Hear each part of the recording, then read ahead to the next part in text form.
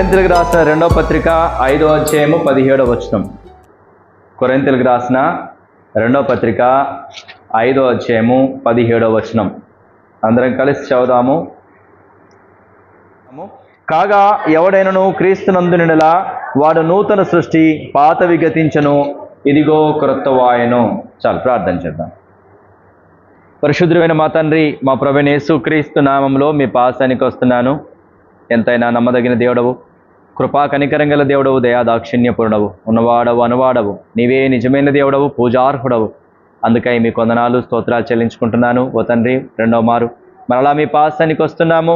మమ్మల్ని హెచ్చరించి సరిచేయము, మీరు ఆఖరి కొరకై సిద్ధపరచుము. నేను తలపడను ఐగిడను, నిష్ప్రయోజకుని దాసును ఒప్పుకుంటున్నాను. సిలువ చాటును మరుగుపరచుము. మీ జిమ్గల మాటలు మాకు దయచేయము. నన్ను కేవలం మీ నోటికి బూరగా వాడుకొనమని నన్ను నేను తగ్గించుకుంటూ మీ నామాన్ని హెచ్చిస్తూ మా ప్రభువైన యేసుక్రీస్తు నామంలో స్తుతించి ప్రార్థించి వేడుకుంటున్నాను మా పరమ తండ్రి, ఆమేన్. ఒక 4 విషయాలు మనం ఈరోజు నేర్చుకుందాం. ఒక్క మాటలో 4 విషయాలు నేర్చుకుంటాం. ఏంటంటే, అందరితో నేను సమాధానంగా ఉండాలి అని అనుకుంటే, అందరికీ మంచిదాన్ని నేను చేయాలనుకుంటే, శత్రువును నేను జయించాలి అని అనుకుంటే, నాకు ఆశీర్వాదం నేను పొందాలి అని అనుకుంటే ఇది చేయాలి. ఎవరెవరికి ఉంది చెప్పండి. నాకు ఆశీర్వాదం కావాలని వాళ్ళు చేయొద్దండి. రెండవది, అందరితో సమాధానంగా ఉండాలని వాళ్ళు చేయొద్దండి. అందరి దృష్టికి మంచివాడిగా ఉండాలి అన్నవారు చేయొద్దండి. ఇవన్నీ కావాలంటే, లేదంటే శత్రువును కూడా జయించాలి అంటే ఏం చేయాలో ఇవన్నీ ఉన్నాయి. శత్రువుని జయించాలనుకున్న వాళ్ళు చేయొద్దండి. సో ఈ ఒక్క మాట చేస్తే చాలు, అన్నీ చేయొచ్చు. సరే, దానికంటే ముందు మనం ఏ వాక్యం చదివాము? కొరింథీయులకు రాసిన 2వ పత్రిక 5వ అధ్యాయము 17వ వచనం ఏం చెప్తోంది? ఎవడైనా క్రీస్తునందుంటే వాడు నూతన సృష్టి, పాతవి గతించాయి, క్రొత్తవయ్యాయి అని రాయబడింది. కన్ఫామ్గా చెప్తున్నాడు, క్లియర్గా చెప్తున్నాడు. కోడిని కోసాను, గొంతుకి కోసాను, అది చచ్చిపోయింది. క్లియరా కాదా? బతుకుతుందా? చచ్చిపోయింది. క్లియర్. ఓకే.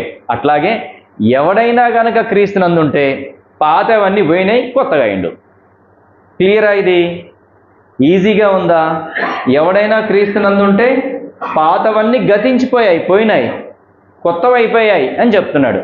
మరి ఇప్పుడు మన లోపల ఏవి పాతవి ఉన్నాయి, ఏవి కొత్తగా ఉన్నాయో తెలుసుకోవాలా వద్దా? పాతదేంటి, కొత్తదేంటి, ఏది పాతది, ఆ పాతది పోయిందా లేదా అని తెలుసుకోవాలి. ఓకేనా? ఈ పాయింట్ ఆఫ్ వ్యూలో నేర్చుకుందాం మనం. మన ప్రభువు వేషధారణని కాదు చూసేది, అంతరంగ స్వభావాన్ని. తెల్లని వస్త్రాలు నేను ధరించుందని అనుకోండి, క్రైస్తవ లోకం ఏమంటే అబ్బా ఎంత పరిశుద్ధుడో, ఎంత ఆత్మీయుడో అనుకుంటారు కదా. మంచిగా తలకు నూనె పెట్టుకొని తెల్లని వస్త్రాలు ధరించి మంచిగా కనబడితే నేను ఆత్మీయులా కనబడవచ్చు. ఇంకొక అతను జీన్స్ ప్యాంట్ వేసుకున్నాడు, టీ షర్ట్ వేసుకున్నాడు అనుకోండి, అతను చూసి అతడు క్రైస్తవుడు అయినప్పటికీ వాడు అసలు శరీరాన్నే జయించలేకపోతున్నాడు, ఏం పరిశుద్ధంగా ఉంటాడు అనిపించవచ్చు. కానీ మనుషులు అదే చూస్తాడు, పై వేషాధారణను మాత్రమే చూస్తారు మనుషులు. కానీ యేసుప్రభు ఎక్కడ చూస్తాడు చెప్పండి? అంతరంగ స్వభావాన్ని చూస్తాడు. అది ఇంపార్టెంట్. నీ వేషాధారణ కాదు ప్రభువుకి ప్రాముఖ్యమైంది. ఏది ప్రభువుకు ప్రాముఖ్యమైంది? మన అంతరంగ స్వభావము ప్రాముఖ్యమైంది. కాబట్టి అంతరంగ స్వభావము కొన్ని విషయాలు మనం నేర్చుకుంటూ వద్దాం ప్రభు నడిపించిన కొద్దీ. అసలు వాస్తవానికి మనం ఈరోజు చూద్దాం అనుకున్న విషయం ఏంటంటే, సాతాను యొక్క శోధనలు, 3 రకాల శోధనలు, వాడి శోధనలు ఎలా జయించాలో చూద్దాం అనుకున్నాము. కానీ ప్రభు ఇది చెప్పమని ప్రేరేపిస్తున్నాడు కాబట్టి దీన్ని ధ్యానిస్తున్నాం. ఏం ధ్యానిస్తున్నామంటే, మనము క్రొత్తగా మారాము, అవునా? పాతవన్నీ పోవాలి. ఆ పాతవి ఏంటి అనేది మనం చూస్తాం. ఇక రెండవ విషయాన్ని కూడా చూద్దాము రండి. కొరింథీయులకు రాసిన మొదటి పత్రిక 5వ అధ్యాయము 7-8 వచనాలు దానికి సంబంధించినవే. కొరింథీయులకు రాసిన పత్రిక 5వ అధ్యాయం 7-8 వచనాలు చదవండి. మీరు పులిపిండి లేనివారు గనుక క్రొత్త ముద్ద అవుటకై ఆ పాతదైన పులిపిండిని తీసి పారవేయుడి. ఇంతేకాక క్రీస్తు అను మన పస్కా పశువు వధింపబడెను గనుక పాతదైన పులిపిండితోనైనను దుర్మార్గతయు దుష్టత్వమును పులిపిండితోనైనను కాకుండా నిష్కాపట్యమును సత్యమునను పులియని రొట్టెతో పండుగ ఆచరింతుము. రైట్. ఇప్పుడు దీంట్లో ఏం చేస్తున్నాడు? మీరు పులిపిండి లేనివారు గనక క్రొత్త ముద్ద అవుటకై ఆ పాతదైన పులిపిండిని తీసివేయండి అంటున్నాడు. ఇక్కడ పిండిని పోల్స్తున్నాడు. ఇంతకుముందేమో మనము కొత్తగా అయ్యాం, పాతవి గతించిపోయాయి, కొత్తగా అయ్యాం అని చెప్పాం. దానికి సంబంధించినటువంటిది ఇంకోటి ఏంటిది? మనము క్రొత్త ముద్ద. ఈ కొత్త ముద్దలో ఏముండొద్దు? పిండి పిసికాము. ఈ పిండి పిసికిన తర్వాత ఆ పిండిలో పాత పిండి ఉండడానికి వీల్లేదు. పాత పిండి కనుక ఉంటే ఏమైద్దమ్మా? ఏమైతే సిస్టర్ చెప్పండి? పులుస్తుంది. అవునా? పులిసిపోతుంది. కొంచెం ఉన్న చాలు, కొంచెం పాత పిండి దాంట్లో పడినా అది పులిసిపోతుంది. కాబట్టి ఇక్కడ అపోస్తలుడైన పౌలు ఏమంటున్నాడంటే, మనం క్రొత్తగా అయ్యాం కాబట్టి, క్రొత్త పిండి ముద్దగా అయ్యాం కాబట్టి, పాత పాపము మన లోపల కొంచెం ఉన్నా కూడా మనం పాపులుగానే ట్రీట్ చేయబడతాము. అర్థమవుతుందా? అది మనల్ని పాడు చేస్తుంది. వాడు క్రైస్తవుడు అంటున్నావా? వాడి బతుకు ఇంకా మారలేదు, వాడు అట్లాంటివాడే అంటాడు. కొంచెం ఉన్నా కూడా మొత్తం మంచిగా మారావు, చాలా చక్కగా ఉన్నావు, కానీ ఎక్కడో కొంత పాపము దాగి ఉందనుకో. ఆ కొంత పాపము దాగి ఉన్నది ఏం చేస్తుంది? మళ్ళా నిన్ను పాపములోనికే నెట్టేస్తుంది, పాపములోనే నువ్వు ఉండేటట్టుగా చేస్తుంది. కాబట్టి అది ఉండకూడదు అని చెప్తున్నాడు. అర్థమవుతుందా? క్లారిటీ ఉందా? మనం కొత్తగా అయ్యాము, అట్లాగే కొత్త పిండిగా అయ్యాము. పాత పిండి ఉండడానికి వీల్లేదు. ఉంటే ప్రాబ్లం ఏంటంటే మరలా మనము పులిసే అవకాశం ఉంది. కాబట్టి దాన్ని ఏం చేయాలా? ఆ పాతదైన పులిపిండి లేకుండా చూసుకోవాలి, అది తీసేసుకోవాలి. అందుకని ఇప్పుడు ఇది నేర్చుకుంటున్నాం మనం. అలాగే గలతీలకు రాసిన పత్రికలు కూడా ఇంకొక మాట రాయబడి ఉంది. గలతీలకు రాసిన పత్రిక 5వ అధ్యాయం 9వ వచనము, పులిసిన పిండి కొంచెమేనను ముద్ద అంతయు పులియ చేయును. అవునా? కాబట్టి ఏం చేయాలా? పులిసిన పిండి కొంచెం ఉన్నప్పటికీ ముద్దంతా పులియ చేస్తుంది. కాబట్టి ఆ పులి పిండిని మనం తీసేయాలా, అది కాన్సెప్ట్. ఈరోజు మన హృదయాలలో పులిసిన పిండి, పాత పాపము, పాత స్వభావము, పాత ఆలోచనలు, పాత మాటలు, పాత క్రియలు ఒక్కటి ఉన్నా కూడా అది మనల్ని పులియ చేస్తుంది. అనగా మరలా పాపములో పడేటట్టుగా చేసి పాపములో నడిచేటట్టుగా చేస్తుంది. కాబట్టి దాన్ని ఇప్పుడు ఏం చేయాలి చెప్పండి? తీసేసుకోవాలా వద్దా? క్రొత్త వారైతే తీసేసుకుంటారు, పాత వాళ్ళని తీసేయాలి. ఆల్రెడీ పులిసే ఉన్నారు, ఇంకేం తీసేస్తావు? మొత్తం ముద్దంతా పులిసే ఉంది. ముద్దంతా పులిసి ఉన్న తర్వాత ఎక్కడి నుంచి తీసేస్తావు? మొత్తం ముద్దే తీసేయాలి. కానీ మనం అట్లా కాదుగా. క్రొత్త ముద్ద, దాంట్లో కొంచెం ఏదో పులిసిన పిండి ఉంది, దాన్ని దొరకబట్టేయాలా, తీసేసేయాలా. దాన్ని తీసేద్దామా? ఈరోజు ఒక పాయింట్ ఉంది. రండి, రోమిలకు రాసిన పత్రిక చాలా శ్రేష్టమైన మాట చూస్తాము. 12వ అధ్యాయం 17వ వచనము,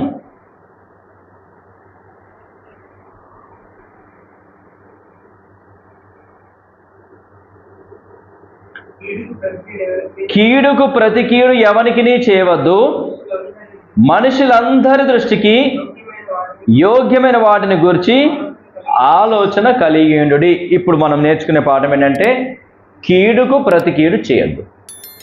ఇది అంటే మన హృదయం లోపల పులిసిన పిండి అంటే కీడు చేసేటటువంటి స్వభావము. ఏం కీడు చేసే స్వభావము? కావలసుకొని కీడు చేసే స్వభావం కాదు. వాళ్ళు మనకు నష్టం చేశారు కాబట్టి, వాళ్ళు మనల్ని తిట్టారు కాబట్టి, వారు మనకు కీడు చేశారు కాబట్టి మరలా కీడు చేసేటటువంటి స్వభావము. ఇది ఉంటే మన లోపల పులిసిన పిండి ఉన్నట్టే. అర్థమవుతుందా టాపిక్ అనేది? మనల్ని వాళ్ళు తిట్టారు, కొట్టారు, దుర్భాషలు ఆడారు, బూతులు మాట్లాడారు. పాత స్వభావం ఏమవుతుంది? మళ్ళా తిడతాం, మళ్ళా కొడతాం, అవకాశం వస్తే వాళ్ళని ఎట్లా చేయాలో అట్లా చేస్తాం. ఇది పాత స్వభావము. కానీ క్రొత్త స్వభావం ఏంటిది? కీడుకు ప్రతి కీడు చేయొద్దు. ఒకవేళ వాళ్ళు చేసిన ఆ కీడికి, ఆ నష్టానికి మనము కీడు చేయాలనే ఆలోచన కూడా కలిగి ఉంటే మన లోపల పులిసిన పిండి ఉన్నట్టే. ఆ పులిసిన పిండి ఉంటే, కీడు చేసే స్వభావం ఉంటే, నష్టం చేసే స్వభావం ఉంటే, దుర్భాషలాడే స్వభావం ఉంటే, తిట్టేటటువంటి స్వభావం ఉంటే మనల్ని మళ్ళీ ఏం చేస్తుంది? ముద్దంతా పులి చేస్తుంది. పాపులే అంటారు అందరు మనల్ని. వాడేం క్రైస్తవుడు, పొద్దున్న లేస్తే అబద్ధాలు మాట్లాడతాడు, పొద్దున్న లేస్తే బూతులే మాట్లాడతారు అంటారు. అట్లా అనొచ్చా మనల్ని? అనడానికి వీల్లేదు. కాబట్టి ఈరోజు మనం నేర్చుకోవాల్సిన పాఠం ఏంటంటే, కీడు చేసే స్వభావం ఉందా, అది ఉంటే తీసేయాలి. ఎవరికి కీడు చేయకూడదు, ఎవరికి నష్టం చేయకూడదు. ఓకే, మనం ఎవరికి కీడు చేయట్లేదు, ఎవరికి నష్టం చేయట్లేదు, వెరీ గుడ్. కానీ ఎవరైనా మనకు కీడు చేసినప్పుడు, ఎవరైనా మనకు నష్టం చేసినప్పుడు వాళ్ళ విషయంలో ఎలా ఉంటున్నాం, వాళ్ళ విషయంలో కూడా కీడు చేయద్దు. ఈ అంతస్తులోనికి రావాలి. ఎలాగా? అందరు అట్లాగే ఉంటారు. ఎవడు ఇష్టం వచ్చినట్టు ఎవడు కీడు చేయడు. ఎవడైనా కీడు చేస్తాడా? ఎవడు నష్టపోవాలని చూస్తాడా? ఎవరు కూడా ఎవరికి నష్టం చేయాలని, కీడు చేయాలని చూడరు. చాలామందిని మనం చూస్తాం మన ఊరిలో కానీ, స్నేహితుల్లో కానీ, బంధువుల్లో కానీ, నష్టం చేయకుండా వాడు మంచోడు అనిపించుకునే వాళ్ళు ఎంతమంది లేరు చెప్పండి? ఉన్నారా లేదా? వాడు ఎవరు జోలికి పోడురా అంటాం, అవునా? వాడు మంచోడురా అని అంటాం. వాడు మంచోడు, వాడు ఎవరికి జోలికి పోడు, వెరీ గుడ్. కానీ వాడికంటే మనం మంచోళ్ళం కావాలి. అది కదా క్రైస్తవ్యం అంటే. వాడికంటే మంచోళ్ళం కావాలి అంటే వాడు మనకు కీడు చేసినా మనం కీడు చేయకపోవడమే, వాడికి మించి చేస్తాం. అర్థమవుతుందా? క్రీస్తులోనికి వచ్చామంటే సత్యంలోనికి వచ్చామని అర్థం. ఈ సత్యము ఏం చెప్తోంది అంటే, నిన్ను తిట్టిన వాళ్ళకి మరలా తిట్టొద్దు, నిన్ను కొట్టిన వాళ్ళకు మరలా కొట్టొద్దు, నిన్ను దుర్భాషలు ఆడే వాళ్ళని మరలా దుర్భాషలు ఆడొద్దు. ఇది క్రైస్తవ్యం అంటే, ఇది సత్యం అంటే, ఇది నిజం అంటే, ఇది దేవుని పిల్లల లక్షణం అంటే, ఇది దేవుని యొక్క దైవ లక్షణం అంటే, ఇది దేవుని యొక్క రాజ్య సంబంధుల యొక్క స్వభావం అంటే. మనం ఎక్కడున్నాం ఇప్పుడు? దేవుని రాజ్యంలో ఉన్నాం. దేవుని రాజ్య సంబంధులు తిడితే తిట్టరు, కొడితే కొట్టరు, కీడుకు ప్రతి కీడు ఎవ్వరికి చేయరు. అలాంటి వారే పరలోకంలో ఉంటారు. కీడుకు ప్రతి కీడు చేసే వాళ్ళు ఉంటారా? ఉండరు. ఈరోజు ఆ స్వభావం నీ లోపల ఉంటే తీసేసుకోవాలి. ఉందా? స్వభావం ఉందా? ఏమనడుకోడు దేవుడు. ప్రభువా ఉంది తీసే అంటే చాలు, ఏం కాదు. కానీ ఉంటే మాత్రం అది నువ్వు ఈరోజు ఒప్పుకోకుండా ఆ కీడు చేసే స్వభావం నీ లోపల ఉంటే ఏం జరుగుతుంది? ముద్దంతా పులిగేస్తుంది. అంటే నువ్వు పాపంలో పడిపోతావు. మరలా పాపంలో పడిపోతే ఏం జరుగుతుంది? నీ మీదికి ఉగ్రత శిక్ష వస్తుంది. ఫస్ట్ ఎలా ఉగ్రత శిక్ష వస్తుంది? ఇంతకుముందు దేవుని నమ్ముకోలేదు, నువ్వు కీడుకు ప్రతికీడు చేశావు, నిన్నెవడు పట్టించుకోడు, నిన్నెవడు ఏమన్నాడు, దేవుడు కూడా ఏమన్నాడు, ఆ శిక్ష నీకు వస్తుంది. కానీ ఇప్పుడు దేవుని నమ్ముకున్నాను అని చెప్పి, క్రైస్తవుని అయ్యాను అని చెప్పి, బాప్తిజం తీసుకున్నాను అని చెప్పి, ఇంకా ఇప్పుడు మనం ఇంకోటి ఏం చేస్తాం? తెల్లని వస్త్రాలు ధరించుకొని వస్తున్నాం. ఇంకా అరే ఆదివారం వస్తే వైట్ డ్రెస్లో పోతాడు, మిగతా రోజులు పచ్చి బూతులేడాయుడు అంటారు. అంటే రెండు రకాల నష్టం. ఒకటి, మనము అవమానం తెచ్చుకుంటున్నాము, మనతో పాటు దేవుని కూడా అవమానం తెస్తున్నాం. ఇంతకుముందు దేవుని నమ్మకం ముందు అయితే దేవునికి అవమానం ఏం జరగదు. కానీ ఇప్పుడు దేవుని పిల్లలమయ్యాము అని చెప్పిన తర్వాత దేవుని నామానికి కూడా అవమానం తెస్తున్నామా, తేవట్లేదా? మరి దేవుడు ఊరుకుంటాడా? ఎట్టి పరిస్థితుల్లో ఊరుకోడు. ఆయన తప్పకుండా శిక్ష వస్తుంది, ఆయన ఉగ్రత మన మీదకి వస్తుంది. కాబట్టి ఏం చేయాలా? కీడుకు ప్రతి కీడు ఎవరికి చేయొద్దు. ఇక్కడ టాపిక్ చివర్లో చెప్తా. మనము కీడుకు ప్రతి కీడు చేసే స్వభావం ఉందా లేదా అన్నది ఒక చిన్న టెస్ట్ ద్వారా, ఒక చిన్న పరీక్ష ద్వారా మనం తెలుసుకోవచ్చు మన స్వభావాన్ని. అర్థమవుతుందా? అన్నం ఉడికిందా లేదా అని మొత్తం చూడాల్సిన అవసరం లేదు, ఓ చిన్నగా తీసి చూస్తే సరిపోతుంది. అట్లాగే మనకు ఇతరులకి కీడు చేసే స్వభావం, అంటే మనకి కీడు చేసిన వాళ్ళకి కీడు చేసే స్వభావం మన లోపల ఉందా లేదా అని తెలుసుకోవడానికి ఒక చిన్న టెస్ట్ చెప్తే సరిపోతుంది. దాన్ని బట్టి మనం ఆలోచన చేయొచ్చు. సరే, ఇప్పుడు కీడుకు ప్రతి కీడు చేయకుండా ఉండడం ద్వారా నీకు వచ్చిన బెనిఫిట్ ఏంటి? అయితే నువ్వేం చేయాలని చెప్తుంది వాక్యము? మనుషులందరి ఎదుట యోగ్యమైనది చెయ్యి, నిన్నందరూ మెచ్చుకుంటారు. అవునా కాదా? వాడు తిట్టాడు కొట్టాడు అనుకో, వాడు తిడుతున్నాడు కొడుతున్నాడు, కాబట్టి అందరూ శబాష్ అని మెచ్చుకునేటట్టుగా నువ్వు చెయ్యి, అది చెప్తున్నాడు దేవుడు. ఏమని చెప్తున్నాడు ఈరోజు? అందరూ శబాష్ అని మెచ్చుకునేటట్టుగా ఆలోచన చేసి వాళ్ళకి అది చేయాలి. అలా చేస్తే అందరు నిన్ను మెచ్చుకుంటారు. దీని ద్వారా ఏం జరుగుతుంది? నీకు అందరి ఎదుట గణపరచబడతావా లేదా? అందరూ నిన్ను గణపరుస్తారు. మనుషులందరి ఎదుట యోగ్యమైనది చెయ్యి, వాడికి కీడు చేయకు, వాడికి నష్టం చేయకు, కానీ మనుషులందరూ మెచ్చుకునేటట్టుగా మంచి పని చెయ్యి అని చెప్తున్నాడు. ఈరోజు అలా చేద్దామా? రైట్, మొదటిది అయిపోయింది.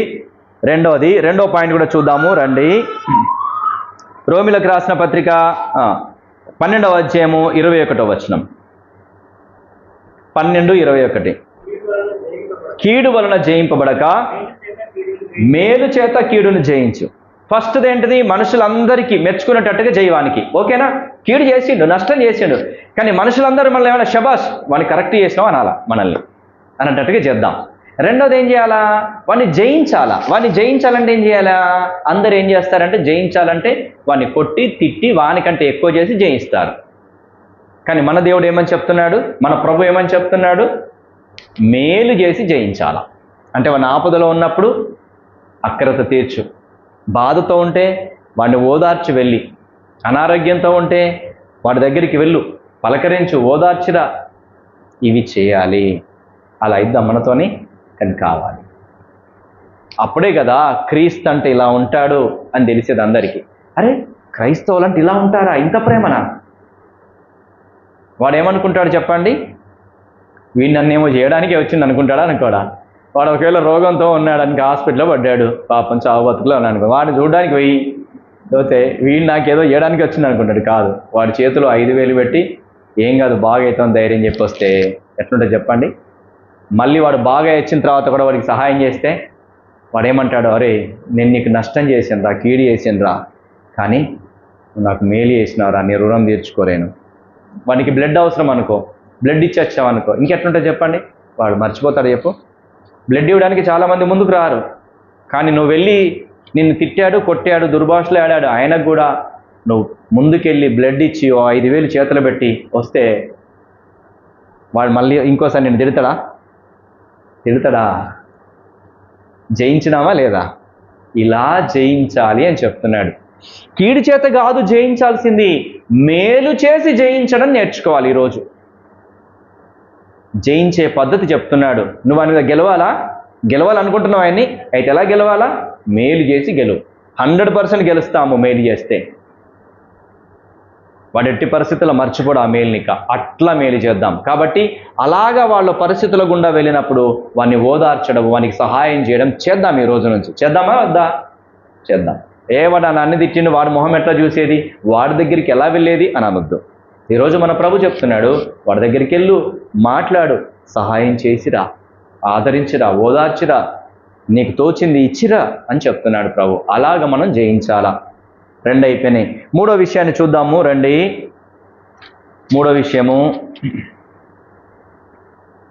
పేతురు రాసిన మొదటి పత్రిక 3వ అధ్యాయము 9వ వచనము చదవండి. ఆశీర్వాదమునకు వారసులవుటకు మీరు పిలువబడితిరి గనుక కీడుకు ప్రతి కీడైనను దూషణకు ప్రతి దూషణైన చేయక దీవించుడి. నువ్వు ఆశీర్వదించబడడానికి, ఆశీర్వాదం పొందడానికి పిలువబడ్డావు. ఆ ఆశీర్వాదం నువ్వు పొందుకోవాలంటే ఏం చేయాలి? కీడుకు ప్రతి కీడు చేయొద్దు, దూషణకు ప్రతి దూషణ చేయొద్దు, వాళ్ళని దీవించాలి అని చెప్తున్నాడు. ఈరోజు నువ్వు దీవించబడకపోవడానికి గల కారణము, ఆశీర్వదించబడకపోవడానికి గల కారణము ఏంటి చెప్పండి? వాళ్ళకి కీడుకు ప్రతి కీడు చేస్తున్నాం కాబట్టి, దూషణకు ప్రతి దూషణ చేస్తున్నాం కాబట్టి. అంటే తిడితే మనం తిడుతున్నాం, కొడితే మనం కొడుతున్నాం, కాబట్టే మనకు ఆశీర్వాదం అనేది వస్తలేదు. ఈరోజు నీకు ఆశీర్వాదం కావాలా? దీవించబడడం కావాలా? అట్లయితే ఏం చేయాలి చెప్పండి? కీడుకు ప్రతి కీడు చేయొద్దు, మేలు చేత జయించాలి, అందరి దృష్టికి మేలైనది జరిగించాలి. అలాగే రెండవది మేలు చేత జయించాలి. మూడవది ఏం చేయాలా? కీడుకు ప్రతి కీడు చేయక, దూషణకు ప్రతి దూషణ చేయక దీవించాల. వాళ్ళని దీవిస్తే, వాళ్ళకు మేలు చేస్తే నువ్వు ఆశీర్వదించబడతావు. అర్థమవుతుందా? వాళ్ళకి మేలు చేస్తావా? వాళ్ళని దీవిస్తావా? హృదయపూర్వకంగా కోరుకుంటావా వాళ్ళు బాగుపడాలని, వాళ్ళు గొప్పవాళ్ళు కావాలని? కోరుకో, నువ్వు ఆశీర్వదించబడతావు. నిన్ను తిట్టిన వాళ్ళు, నిన్ను కొట్టిన వాళ్ళు, నీ మీద దుర్భాషలు ఆడిన వాళ్ళకి హృదయపూర్వకంగా దీవించు. మీరు గొప్పలు కావాలా, ఉన్నత స్థితిలో ఉండాలా అని హృదయపూర్వకంగా దీవిస్తే నీవు కూడా ఆశీర్వదించబడతావు. కీడుకు ప్రతి కీడు చేయక, దూషణకు ప్రతిదూషణ చేయక వారిని దీవిస్తే నీవు దీవించబడతావు. ఈరోజు నిన్ను దీవించబడకపోవడానికి గల కారణం ఏంటిది? కీడుకు ప్రతి కీడు చేస్తున్నా కాబట్టి అలా చేయదు. 3 అయిపోయాయా? 4వది చూద్దాం రండి. పేతురు రాసిన మొదటి పత్రిక 3వ అధ్యాయం 11వ వచనం. 3:11. అతడు కీడు నుండి తొలగి మేలు చేయవలను, సమాధానాన్ని వెతికి దాన్ని వెంటాడవలను. ఏం చేయాలి చెప్పండి? సమాధానాన్ని వెతికి వెంటాడాలి. సమాధాన పడేటటువంటి స్వభావం కలిగి ఉండాలి. అర్థమవుతుందా? ఏం చేయాలి చెప్పండి? సమాధాన పడడానికి ఇష్టపడాలా. ఎవరైనా వచ్చి మనల్ని సమాధానపరచడానికి ఇష్టపడితే నేను ఓకే అన్నా వాడే వస్తలేడు అని చెప్పేటట్టు ఉండాలా. అర్థమవుతుందా? నేను ఓకే, నేను రెడీగా ఉన్నా సమాధాన పడడానికి, వాడే వస్తలేడన్నా నేనేం చేయాలి చెప్పండి? నా ప్రయత్నాలన్నీ చేశాను సమాధాన పడడానికి. నేను ఎప్పుడూ సిద్ధంగానే ఉన్నా వాడితో మాట్లాడడానికి, వాడితో భోజనం చేయడానికి. వాడిని నాకు పగలేదు, ప్రతీకారం ఏం లేదు, కానీ వాడే వస్తలేడు కదా. నేను సిద్ధమే, సమాధాన పడకి సిద్ధమే, మాట్లాడడానికి సిద్ధమే అనే స్వభావము కలిగి ఉండాలా. కలిగి ఉన్నామా? 4 విషయాలు ఏంటి చెప్పండి? ఫస్ట్ది ఏంటిది? ఫస్ట్ది ఏంటి చెప్పండి? అందరి దృష్టికి మేలేంది జయిస్తాం వాళ్ళని. కీడుకి ప్రతికీడు చేయకుండా ఏం చేయాలి? అందరి దృష్టికి మేలే. శబాష్, నువ్వు మంచి చేసినావు రా నాల, లాభానన్నా నువ్వు చేసింది కరెక్ట్ వాళ్ళ విషయంలో నాలందరూ.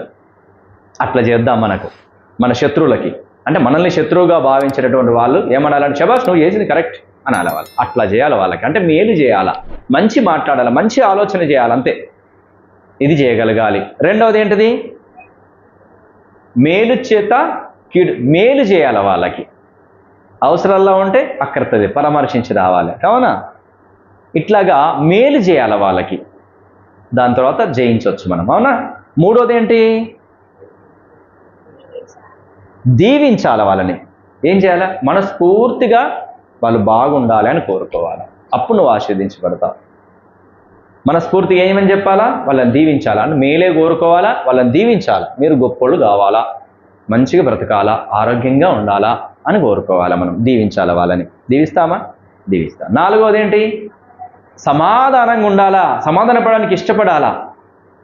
ఒకవేళ ఇవి లేక కీడుకు ప్రతి కీడే చెయ్యాలని నీ హృదయంలో ఉంటే నువ్వు కొత్త ముద్ద అయినావు, కానీ పాత ముద్ద కొంచెం ఉంది, పాత పిండి కొంచెం ఉంది. ఇదేం చేస్తుంది? ఇక నిన్ను పాపంలో ముంచుతుంది. పాపంలో ముంచితే ఏమవుతుంది? దేవుని ఉగ్రత నీ మీదకి వస్తుంది. ఇంతకుముందు క్రైస్తవునివి కాదు, పర్వాలేదు, కానీ ఇప్పుడు క్రైస్తవునివైనావు. ఎవరిని తిడతారు? క్రీస్తుని తిడతారు. మీ యేసు ప్రభు ఇదేనా నీకు చెప్పేది అంటారు. నన్ను కూడా తిడతారు. మీ పాస్టర్ అదే చెప్తున్నాడా మీకు? అంటారా అన్నారా? అంటారు. నాకు తిట్లు, దేవునికి తిట్లు, అందరికీ తిట్లే. దేవుడు ఊరుకుంటాడా మరి? పనిష్మెంట్ వస్తుందా రాదా? కాబట్టి ఈరోజు ఏం చేద్దాం? పాత పిండిని తీసేద్దాం. ఏంది? కీడుకు ప్రతికీడు చేసేది. ఆ పాత పిండి కీడుకు ప్రతికీడు చేసే అన్నటువంటి ఆలోచనని, నష్టం చేసే ఆలోచనని, తిట్టే ఆలోచనని, కీడు చేసే ఆలోచనని తీసేద్దాం. ప్రభు నాలో అది ఉంది, ఎదుటి వాళ్ళకి కీడు చేస్తున్నా, నన్ను క్షమించు, అది తీసేసే నాలో నుంచి అని నిజంగా అడిగితే ప్రభు తీసేస్తాడు. ఇప్పుడు పరీక్ష పెట్టుకుందాం. పరీక్ష అన్నానుగా, అన్నమంతా ఉడికిందా లేదనని ఒక్క మెతుకు చూసి చెప్పొచ్చు. అట్లాగే మన లోపల ఆ స్వభావం ఉందా లేదా అనేది ఎట్లా తెలుసుకోవచ్చు? ఎక్కడికో వెళ్ళి పరీక్ష చేయాల్సిన అవసరం లేదు, ఇంట్లోనే టెస్ట్ చేసుకోవచ్చు. మనం బ్లడ్ టెస్ట్, యూరిన్ టెస్ట్ అన్నీ ఇంట్లోనే చేసుకోవచ్చు. ఏంటో తెలుసా? పెళ్ళైన వాళ్ళైతే భార్య భర్త విషయంలో ఎలా ఉంది? క్షమిస్తుందా లేదా? కీడుకు ప్రతికీడు చేస్తుందా, మేలు చేస్తుందా? భర్త భార్య విషయంలో, భార్య భర్త విషయంలో మేలు చేసుకుంటున్నారా, కీడు చేసుకుంటున్నారా? చేసుకోండి, చూడండి. ఇక నా భార్య నన్ను అట్లా అన్నది అనుకోండి, పొద్దున దాకా కోపం పెట్టుకొని ఉంటే, నా భర్త నన్ను ఇట్లా అన్నాడని పొద్దున దాకా ఆమె కోపం పెట్టుకొని ఉంటే నాకు మేలేసిందా, కీడు చేస్తోందా? కీడే చేసేటట్టుగా ఉంది. పెళ్ళైన వాళ్ళైతే నీ భర్తకి నువ్వేం చేస్తున్నావు? మేలు చేస్తున్నావా, కీడు చేస్తున్నావా? నీ భార్యకి నువ్వేం చేస్తున్నావు? మేలు చేస్తున్నావా, కీడు చేస్తున్నావా? నీ భార్యనే, నీ భర్తనే మేలు చేసేలేవు, ఇక బయటలకేం చేస్తాను? టెస్ట్ బాగుందా, అన్నం ఉడికిందా లేదని? నేను ఇదే ఆలోచన చేస్తాను, నేను ఇలాగే నేర్చుకుంటున్నాను. ప్రభు అందుకనే నేర్పిస్తున్నాడు మీకు కూడా. నాకు ప్రభు మాట్లాడి నాకు నేర్పించిన పద్ధతి ఇది.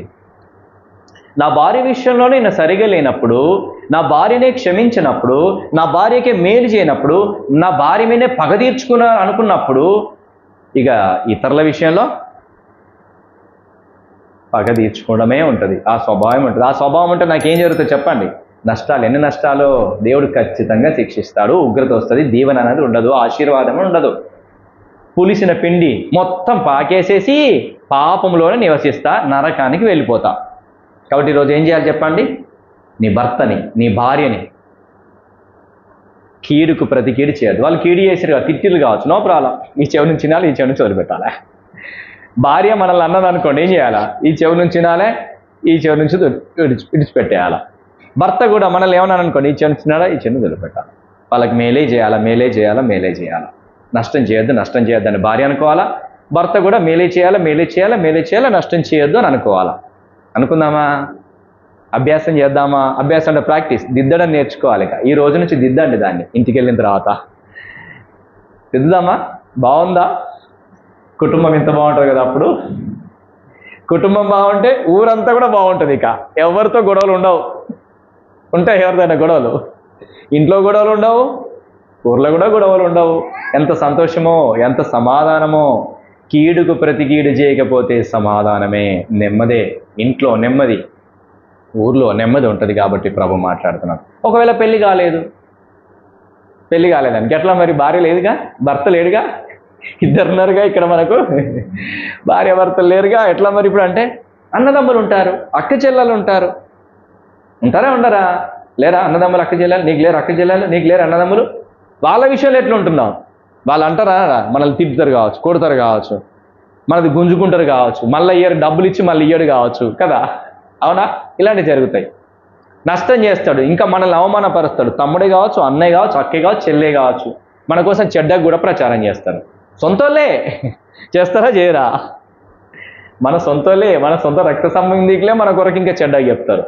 వాళ్ళ విషయంలో మనం ఏ విధంగా ఉండాలి? క్షమించేయాలి, వాళ్ళకు మేలే చేయాలి. ఇది పరీక్ష. నీ అక్క విషయంలో, తమ్ముని విషయంలో, చెల్లె విషయంలో అట్లా చేస్తున్నావా లేదా? మేలు చేద్దాం అనుకుంటున్నావా?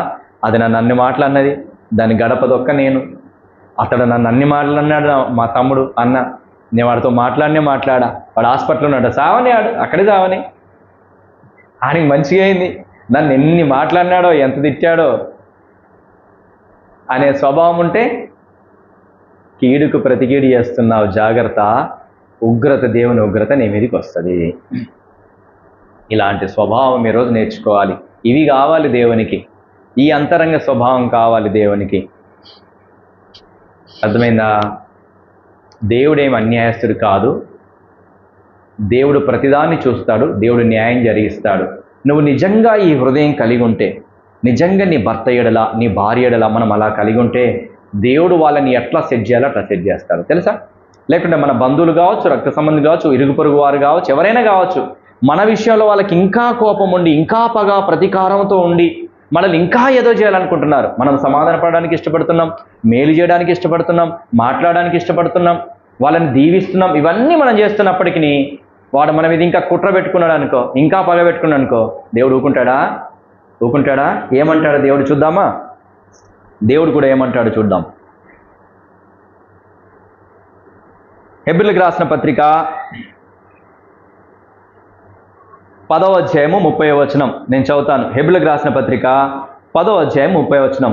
పగ తీర్చుట నా పని, నేనే ప్రతిఫలమిత్తుననియు, మరియు ప్రభు తన ప్రజలకు తీర్పు తీర్చుననియు చెప్పిన వానిని ఎరుగుదుము గదా. పగ తీర్చుట నా పని. దేవుడు పగ తీర్చుకుంటాడు. నిజంగా మనం మనసు కలిగి ఉంటే, నిజంగా దీవించగలిగితే, నిజంగా సమాధాన పలిగితే, నిజంగా మేలు చేసే స్వభావం మనతో ఉండి అలా చేస్తే దేవుడు ఊరుకుంటాడా? మన పక్షాన యుద్ధం చేయడా? పగ తీర్చుకుంటాడు. వాడిని ఎట్లా చేయాలో అట్లా చేస్తాడు, వాళ్ళని ఎట్లా సెటరైట్ చేయాలో అట్లా దేవుడు చూస్తాడు అని చెప్పబడుతోంది. తర్వాత రోమీయులకు రాసిన పత్రిక 12:19లో కూడా, ప్రియులారా, మీకు మీరే పగ తీర్చుకొనక దేవుని ఉగ్రతకు చోటు ఇడి, పగ తీర్చుడు నా పని, నేనే ప్రతిఫలమిత్తును అని ప్రభు చెప్పుచున్నాడు. ఏమంటున్నాడు ఇక్కడ? ప్రియులారా, మీకు మీరే పగ తీర్చుకోవద్దు, దేవుని ఉగ్రతకు చోటు ఇవ్వాలా. పగ తీర్చుడు నా పని అని చెప్పి ఆయనకు అప్పచెప్పారు. అంతే. ప్రభువా, నేనైతే క్షమిస్తున్నాను, నీ ఇష్టం కదా అని అప్పచెప్పే వారముగా ఉండాలి. నేను సిద్ధంగా ఉన్నా సమాధాన పడడానికి, నేను దీవించడానికి సిద్ధంగా ఉన్నా, మేలు చేయడానికి సిద్ధంగా ఉన్నా. వారిది నాకు కోపమే లేదు. వారిని కూడా ప్రభువా నువ్వు క్షమించు అనగలగాలి. ఇంకా మన ప్రభు ఏమన్నాడు? ఆయన కొట్టేవారిని, తిట్టేవారిని, ప్రభువా వీరేం చేయించున్నారో వీరికి తెలియదు కనుక వారిని క్షమించు అన్నాడు. మనం కూడా క్షమిస్తున్నా, ప్రభువా నువ్వు కూడా క్షమించు, ఎందుకు? వాడు బాగుపడని అనే స్వభావం కలిగి ఉండాలా. దేవుడు చేసేది దేవుడు చేస్తాడు. ఆయనకు న్యాయమైంది, క్రమమైంది, వాళ్ళకి చేసేవాడుగా ఉంటాడు.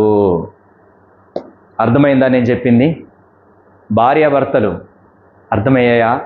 ఇంట్లో ఇప్పుడు నేను చెప్పినట్టు చేస్తే బాగుంటుందా బాగుంటుందా? ఇది ఎక్కడ దొరుకుతుందండి? ఒక్కరోజు మందిరానికి రాకపోతే దొరుకుతుందా? ఈ మాటలు నీకేడ దొరుకుతాయి? ఈ సత్యవాక్యం, ఈ జీవము కలిగిన వాక్యం, ఈ వాక్యం ఏంటిది?